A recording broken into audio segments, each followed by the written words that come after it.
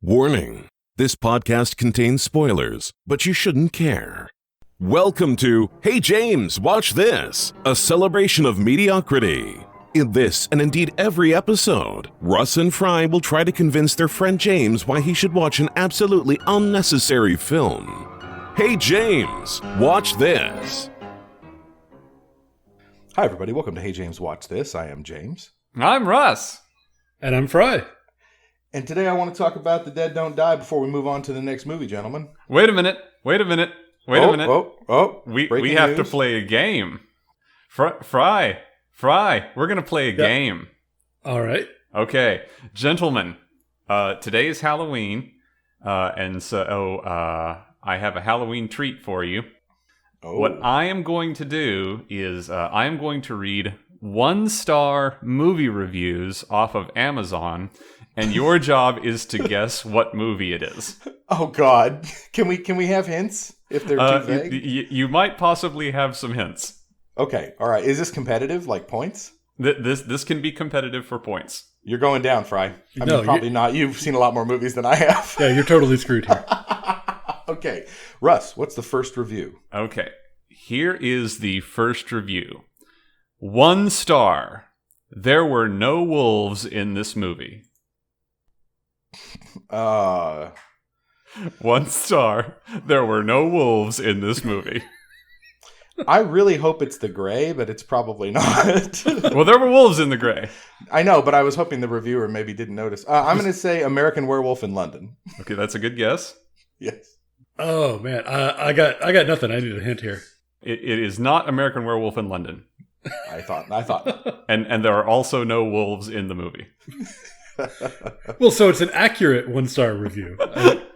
The problem is the universe of movies with no wolves is actually quite large. Oh wait, is it Twilight? It's probably Star Wars. It's probably Star Wars. Well, I'm sorry, gentlemen. I can't award either of you points because the correct answer was The Wolf of Wall Street.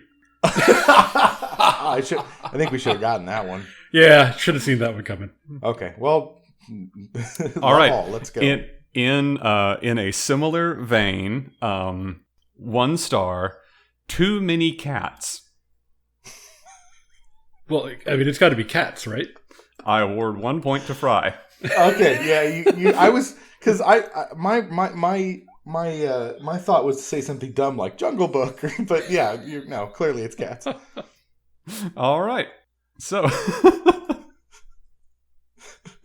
the next one. The review consists of 2 words. Both of them are misspelled. Okay? Excellent. 1 star. Foreign language. The Brotherhood of the Wolf? Okay. French version? Das Boot. The correct answer was, of course, Pan's Labyrinth. What? Yeah. Oh, yeah. All right, yeah. That was in Spanish, right? Yeah, okay. Okay, so now, here are some that you will have a better chance of getting. 1 star, subject line, not all toys are nice. Body of review. Toy Story 2. While I would like to believe all toys are sweet and innocent, as in this movie, I know for a fact they are not. Very, very sinister. Very, very appropriate for the season. Yeah, I think I heard James say Toy Story, which was going to be my guess too. So I said Toy Story 2, so you're still free to pick Toy Story. Well, okay, Toy Story 1. Well, I will give you both a point for that because the answer was Toy Story, and when I heard James, I just heard Toy Story. Oh, okay. Well, I'll take my unearned point. I have no problem with that. 1 star. Every character seemed to have a crazy superpower. It was a film, not a TV series, right? It was a film. Every character seemed to have... Wait a minute. This isn't Avengers, is it? The correct answer is Avengers. Oh, my God. Hold on a second. I want to go back for a minute. Hold on. That person that wrote that review for Pan's Labyrinth, they're a bad person and they should feel bad because that was a great film. Well, of course it was. But it was in a foreign language. And if that's your sole way of judging a movie, no stars there. Maybe that's what a Michael Bay fan is like in real life. It probably, I mean, can we see what other things that person has rated highly? Were the words foreign language spelled wrong and also in all caps? Oh no, it's in no caps. Oh, all lowercase. Even lazier. FORIN Langage. Language. Okay. Cool. All right. All right, gentlemen, your let's see. We are currently sitting at 2 points for James and 2 points for Fry. And so now we have to have one final tie-breaking question. Yes. 1 star. This movie doesn't have a book anywhere in it. Jungle Book. The Book of Eli. Fry guesses The Jungle Book. Fry is correct. Oh, well done, Fry. Well Take done. your laurels and walk away with it. Yeah. All so right. Don't actually walk away, though. We need you. So I've won our first contest. Yeah, well done. I have no doubt you will win many more. The amount of movies you have seen dwarfs the amount of movies I have seen, but I will continue to fight valiantly. Okay, guys, I want to talk about The Dead Don't Die. First of all, I don't think we mentioned this last time, but a couple of other big actors who I love that are in the movie that you didn't bring up are Steve Buscemi and Selena Gomez. Yes. Yeah. Awesome. Yep. I think we just mentioned Farmer Frank, the character, but neglected that he was played by Steve Buscemi. Yes. Kind of an That's important right. detail we left out. I'm just going to go through a few notes, and I want to give you overall impressions. When Tom Waits said Toxic Lunar Vibrations, I was like, oh, cool. It's the name of his next album. That's fantastic. It wasn't that? And then I started writing down every single thing the zombies say on the various scenes, because I guess it's consumerism. So coffee, free cable, Chardonnay, toys, Wi-Fi, Bluetooth, Xanax, guitar, tools, Cleveland, and football. You were welcome. James, would you do me a favor and read that one more time, but kind of like in a freestyle rap mode? Coffee, free cable, Chardonnay, toys, Wi-Fi, Bluetooth, Xanax, guitar, tools, Cleveland, football. I'm not much of a rapper. No, that was perfect. That was beautiful. Okay. Are we going to sample that somewhere on the internet? I hope that's the episode description. Well,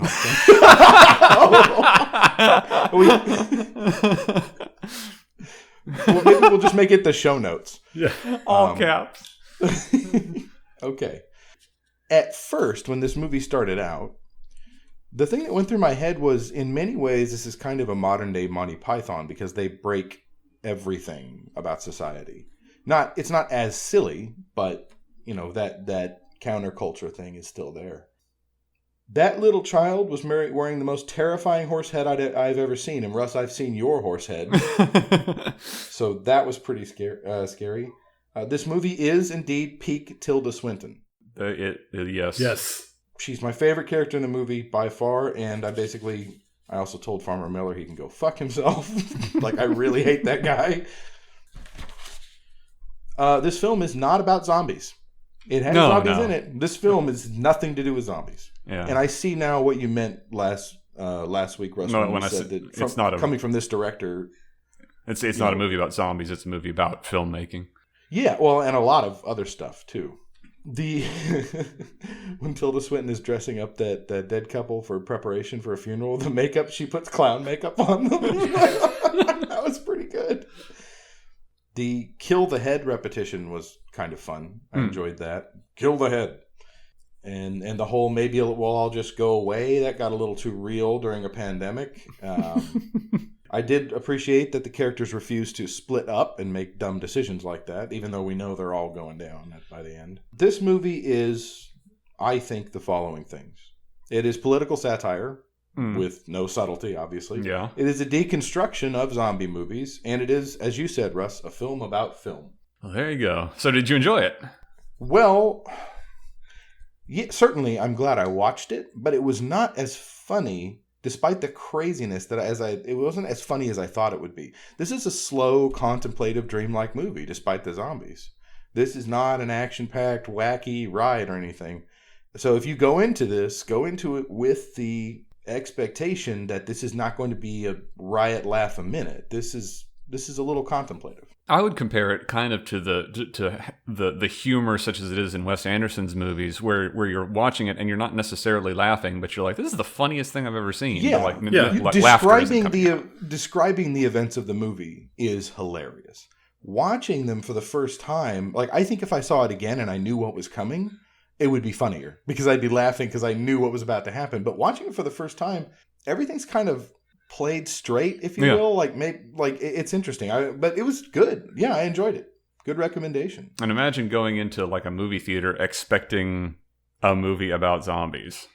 Yeah, like, it's going to be a bat to the face.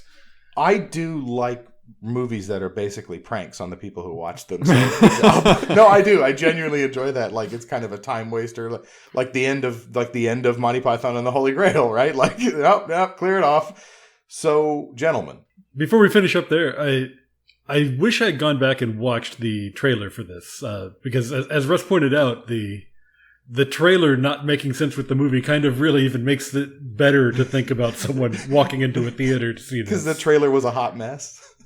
Well, because it doesn't give you an idea of what you're in for. I don't see how any trailer could do that after watching the film. Like, I mean, I would just show a bunch of Tilda Swinton scenes.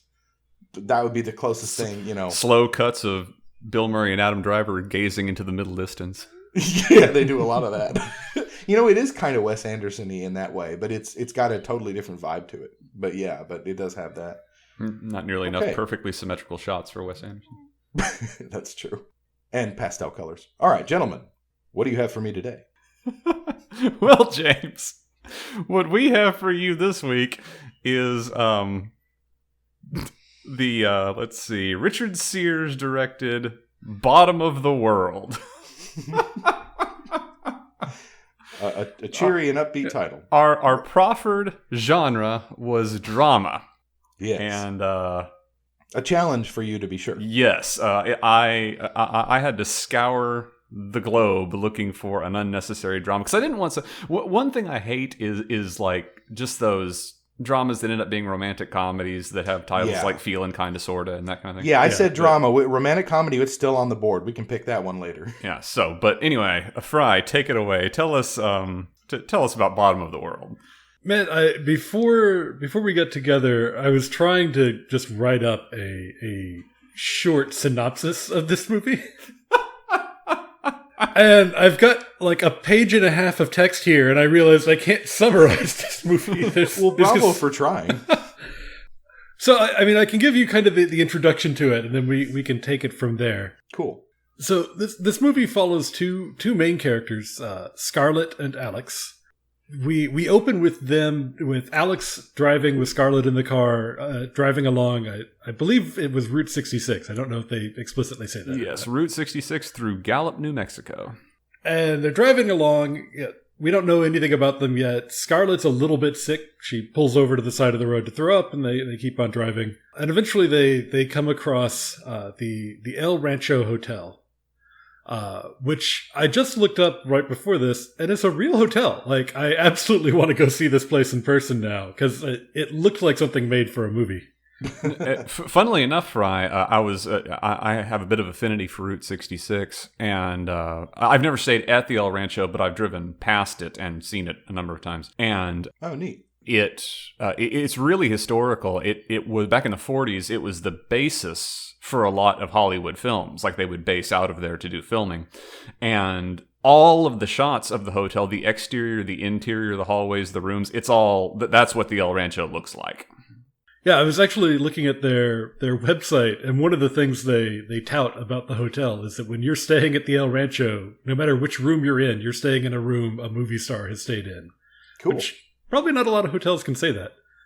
So anyway, they come across this hotel. Alex kind of wants to keep going. They're headed to L.A. or somewhere.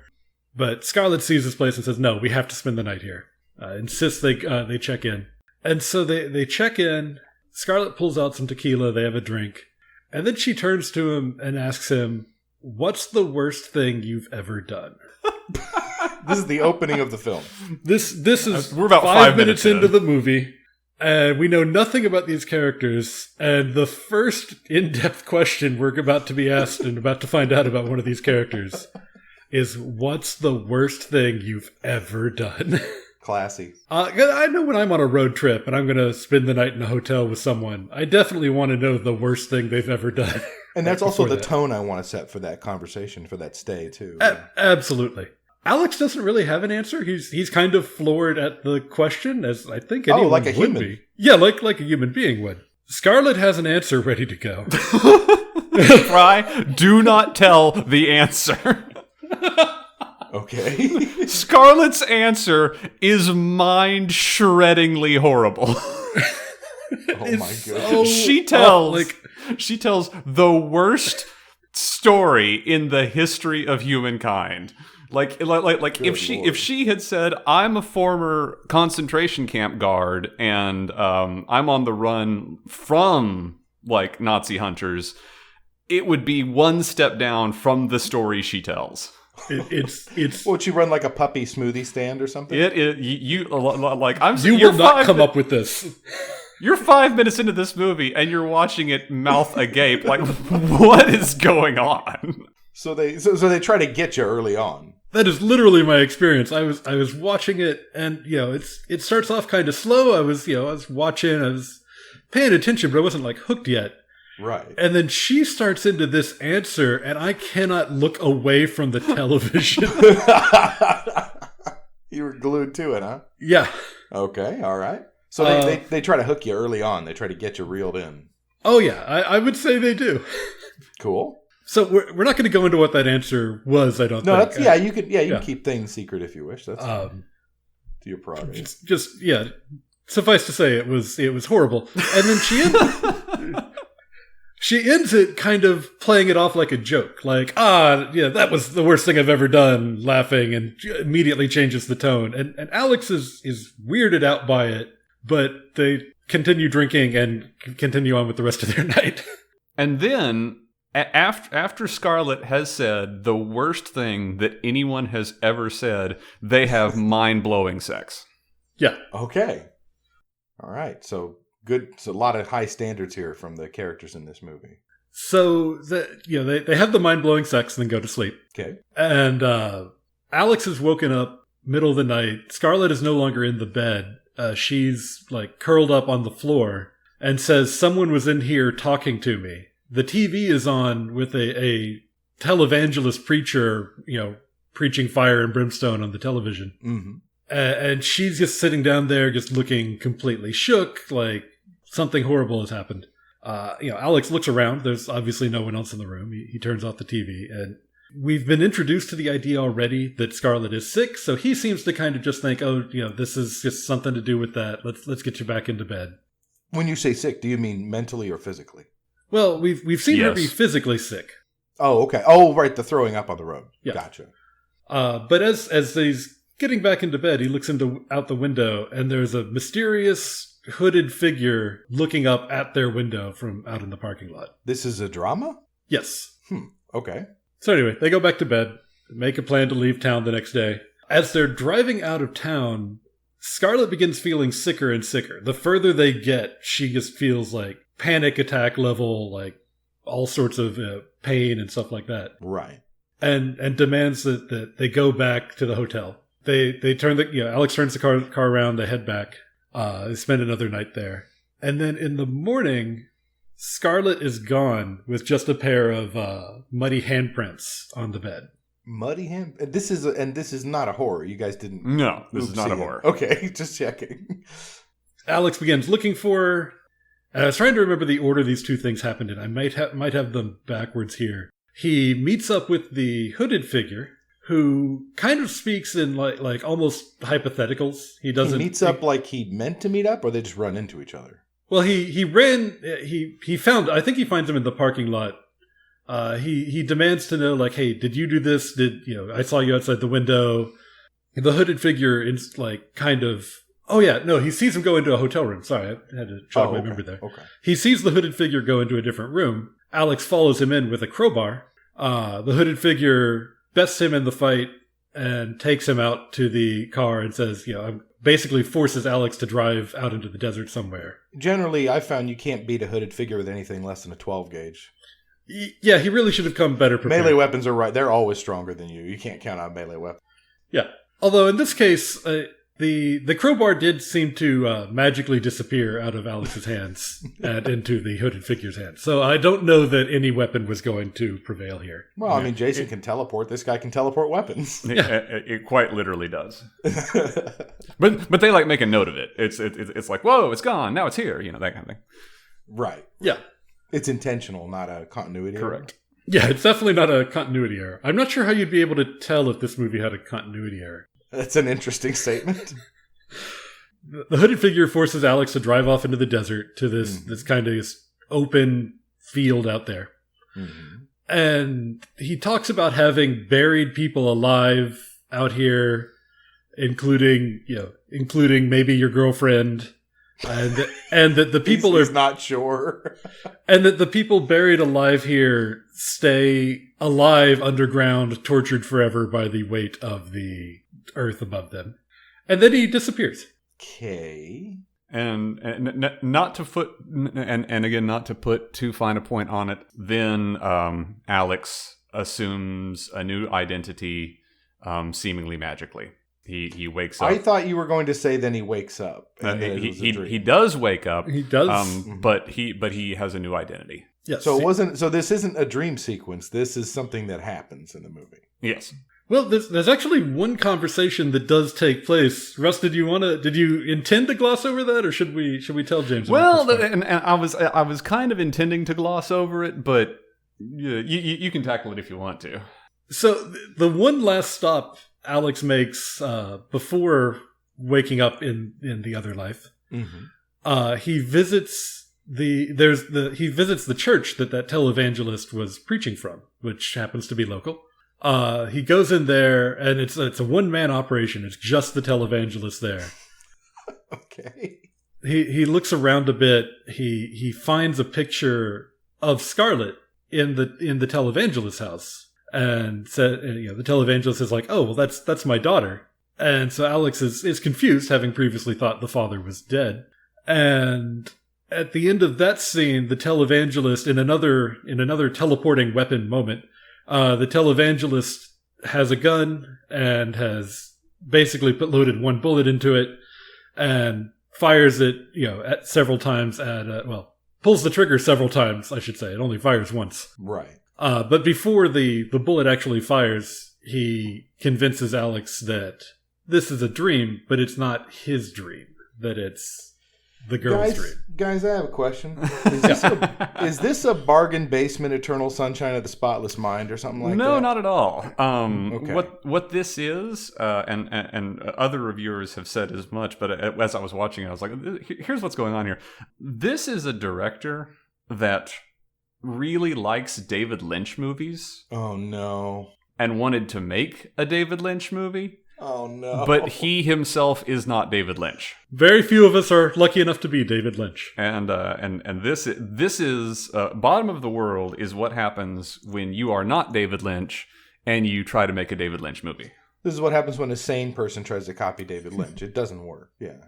The IMDb. So this is kind of strange. The IMDb summary of Bottom of the World basically spoils Bottom of the World.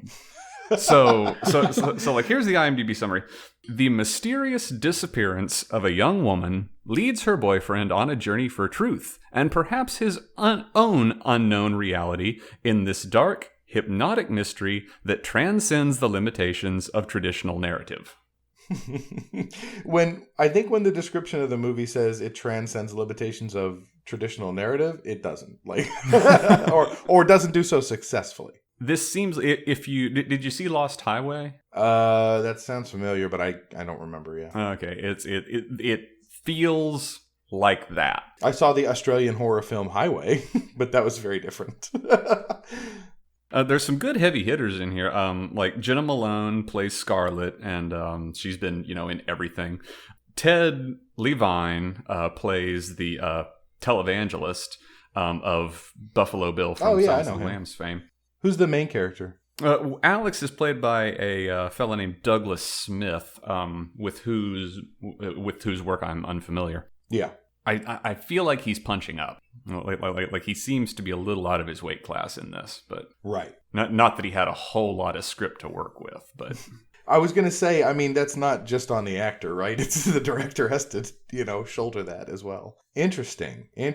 Okay, well, Fry. Yeah. Why should I watch this movie? So it grips you really strongly from the beginning. Like that opening monologue with Scarlett is going to make you want to figure out like what the rest of this movie is going to be about. You don't open a movie with that unless that's what this movie is going to be about. Right. It feels mysterious the whole way through. Like you're even at the ending, you'll find people online debating what the ending of it meant, because it's not one of those that just wraps everything up very nicely. So it gives you a lot to think about, and it's such a almost otherworldly feeling watching this strange movie come together, that I found very enjoyable to just watch it, play out, see what was going on, try to understand what's going on with these characters. You, sir, have been paying attention to my criticisms of other movies. Well done.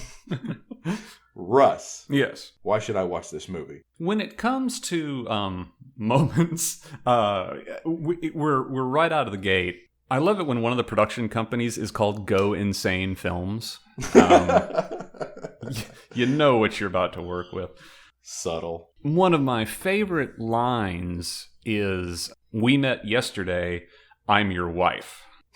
And that is that's a line that's delivered in the movie. And that Oh my.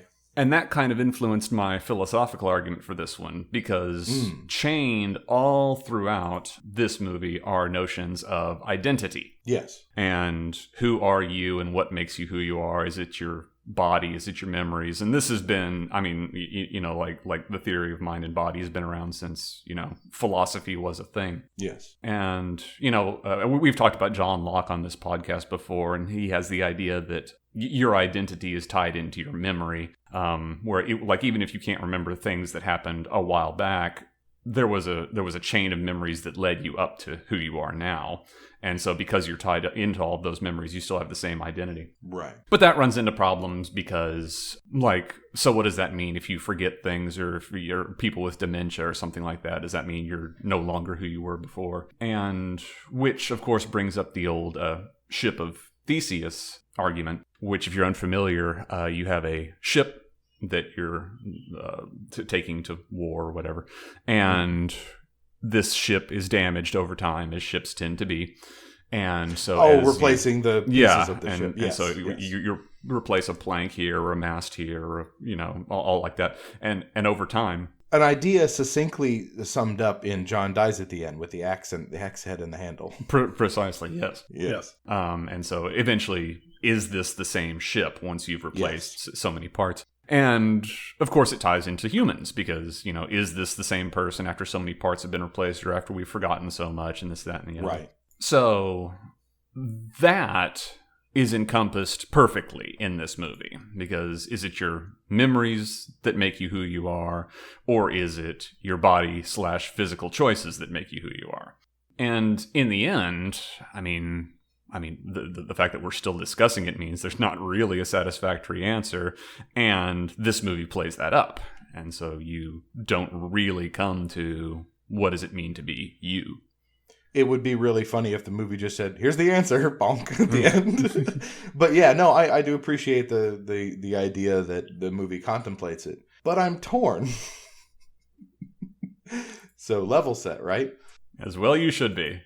On the one hand, I don't know what Stygian abyss you had to wade through to find this movie, and I think that you must have done a lot of research. On the other hand, this sounds like a really boring movie. What do you have to say about that, gentlemen? I don't know. I will say, if it sounds boring, we may not be describing it very well, because I was, it's not a very long movie. It's just around 90 minutes. Oh, that's not too bad. And I don't know that you have time to be bored as you're trying to figure out what's going on.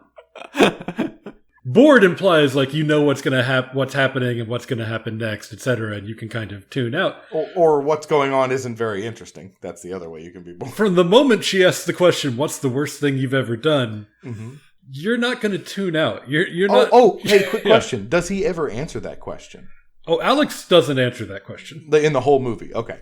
No, it's a question to give Scarlett a chance to give her answer. Okay, about the horrible stuff she's done, about whatever she was doing. Okay. Yeah. Interesting. Russ, what do you have to say to what I said? Time is a fever dream, as Alex drifts between then and now, working in real estate, living with a woman who seems a stranger. We met yesterday. I'm your wife. Russian roulette with just one competitor, flickering TV static images of people there and then not there. The faulty memories of a place that when he goes back looking for answers, offers none. That was a review from Movie Nation. Quite the wordsmiths over there, aren't they? Yes, indeed. So your choice is going to influence what I say next. All right, fair enough. I think that I have to try and be as unbiased as possible and only go on the merits of what I believe to be in the film. Despite the fact that I think you guys have picked a very good candidate, it sounds boring. So are we to believe that you're saying no on this one? I'm open to more arguments. More so than usual because of the. Can I just say that you have chosen correctly, and I just want to talk about how garbage this movie is? It sounds so fucking boring. Like it just even in the intro. Like yeah, I agree, Fry. Like the intro, that was good to focus on that because that is an interesting question, and I may very well look up the clip to see what. Actually, you can tell me now if I'm not going to see it. What? No. You just watch the clip. Just like watch the first 5 minutes of this movie and then turn it off. You know what? I'll watch the clip and then I'll come back next week and review what she said, but probably not repeat it because it sounds pretty awful. It is amazing. Yeah. Like I just want it's so awful we can't say it on this podcast. Yeah, you're not going to want a recorded clip of your voice giving that answer. Okay, fair enough. All right, fair enough. But I am super curious about that. The rest of the movie, I could give a damn. It doesn't sound good at all. It's not good. But good job. To find a movie with an intriguing premise that's also a drama, nice work, guys. I do want to. I want to quote the hooded man as he's credited, and I think this summarizes the entirety of the film. Yes. Oh, pain's a beautiful thing. In the end, it's the only thing we really deserve. Oh, come on. Miss me with that. This movie tries really hard to be David Lynch, and it is just not David Lynch. You know, Russ, I think as soon as you said that, I think in my head, you know how sometimes you make a decision before you consciously realize it? I think when you said they're trying to be David Lynch, there was no way to end that sentence but with "and fail." Because there is only one David Lynch, and yeah. Although I can't wait till we meet like here's the director that is Lynchier than David Lynch. Yeah, absolutely. You know, a genius can be born any minute. But I would like to talk about a movie, a very little known horror movie. Since even though this will come out after Halloween, we're recording this on Halloween. I would like to talk about the 2013 Mr. Jones. Now, this is not the 2019 movie, which I have not seen, of the same title. This is I would say mid or low budget horror film. It's kind of a found footage style movie about a couple where I believe the husband he's like an author or a photographer. I forget what branch of the arts he's in, but they're going to a cabin and actually a quite beautiful area. It looks like Arizona-y or kind of. I forget where it is, but it's kind of high, like low desert, so it has more plants and stuff like that, and rocky area. So this couple is going there, and you cannot guess the turn that this movie takes. You think it is going to be one thing, and then it is completely another thing. And I want to encourage both of you. And by the way, Fry, it's a horror, but it's not scary. It's like just making you think kind of thing. It's pretty good, and it's not as shaky as a lot of other found footage movies are. It keeps that to a minimum. The twist at the end is that the protagonist is 8 squirrels in a raincoat? No, because that would probably be a comedy. No, you cannot guess it. It is, well, you might figure it out part of the way through, but going into it, with the setup that they have, they geniusly use that setup to just flip it on its head. Mr. Jones, 2013. Yeah, recommend to everyone, 2013 Mr. Jones, yes. God, The Mandalorian is so good. Oh, you started that? I haven't started season 2. You like it? I watched the first episode last night. awesome. Like how is Mando's back not broken from carrying the entire weight of the Star Wars franchise? Yeah, I know, right? If there was anything else that was good they were making. Yeah, I'm really excited to check out the second season. Yeah, me too. Awesome. Immediately, it is fan service ahoy, and I read it was going to get more Star Warsy, which was exciting. No, I mean, as long as Jon Favreau's at the helm, that boy can do no wrong in my eyes. So talented, yeah. Did you see Chef? Yeah, I saw. Yeah, no, that's where I learned about Jon Favreau. Yeah. Fry, do you have any movies that you want to talk about, or TV shows, or a cool bug you saw on the window? There's a bug on my window right now. There's a lady. Let's see. Give me a second here. It's all getting cut. Yeah. All of it. This is getting all of it. I will say, so I've been trying to find a lot of shows to watch just to pass the time, since we can't really go out and hang out nearly as much as in previous years. Yeah, and so I've taken to rewatching some shows. Oh, okay. And so I recently I decided, like, it's been a little while. I'll try to rewatch Game of Thrones. Oh my! I cannot. I'm like 2 episodes in, and I'm like, I do not want to do. So this. Here was the thing during the period of my life that was Game of Thrones, which is a lot longer than I remember. If you go back and think about when it was released, like, it was a long time. Every time those bastards came out with a new season, I had to start at season 1 because I forgot who all these people were and what their motivations were. Not that they were bad characters. It had been so long, I forgot. And then we get to the end, and we're like, oh, I guess that wasn't worth it. Dragon Lady bad. All right, okay. What a cautionary tale. I liked when the dragon burned the symbolism. Who was it? I can't remember. I read one review of that, and they were like, is the dragon mad at the chair? Like, did he think the chair stabbed her, or no? I think the dragon was mad at the way the show was ending. He's like, screw this, I'm out. Peace out. The dragon has very strong feelings about how to arrange a government, and does not believe that a monarchy is the way to go, and felt that getting rid of the chair would solve the problem. Yeah, and that cringe-inducing conversation at the end where they were like, maybe one day we could let the people decide. Oh, it's like, guys, oh, God. George R.R. Martin is going to kill you with his laser eyes. Like, he hates this. Who has a better story than Bran? Literally everyone. You mean the guy who was in like 8 of the last 400 episodes? All right, so I have one more. So I have one more bonus for y'all here. Oh, excellent! I was giving y'all 1-star reviews. Yes. So I want to end it here with one 5-star review. Are we guessing? Yes, you're guessing. Excellent. Okay. So 5 stars. I never knew what struggles Bugs went through. Changed my life. A Bug's Life. A Bug's Life is correct. Woo! Now we're tied. Well, gentlemen, thank you very much. Good effort today, but, I don't think there was any way you could have saved that one. But excellent job from both of you. Before we break here, you got to give us a genre for next time. Oh, crap. All right, we'll redo that. Okay. All right. Yes, I have to pick a genre for next time, and I'm still convinced we need to do genres that we haven't done before.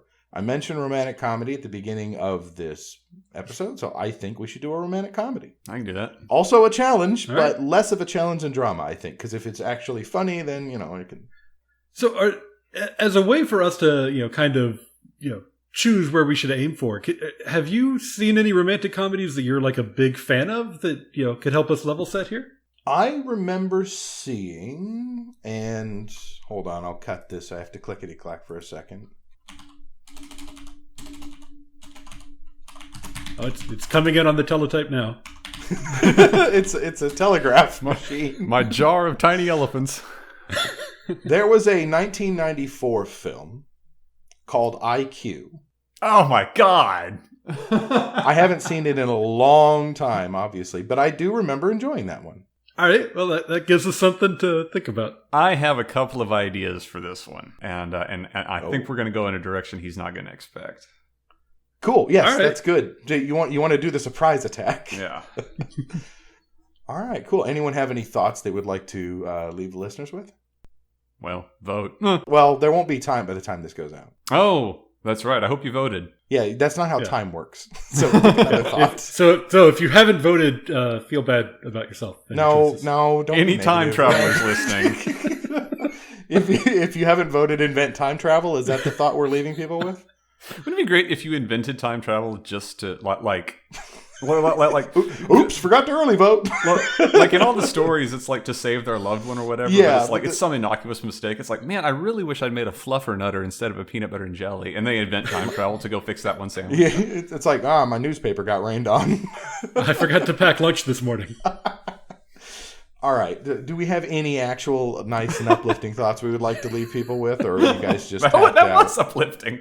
Go invent time Okay. travel. So that What are you So the doing in movie this you- pandemic? clearly this film, what was the drama's name again? Bottom of the world.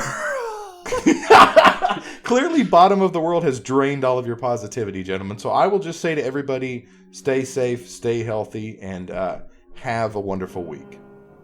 Thanks, everybody, for listening to Hey James, Watch This, and don't drink bleach.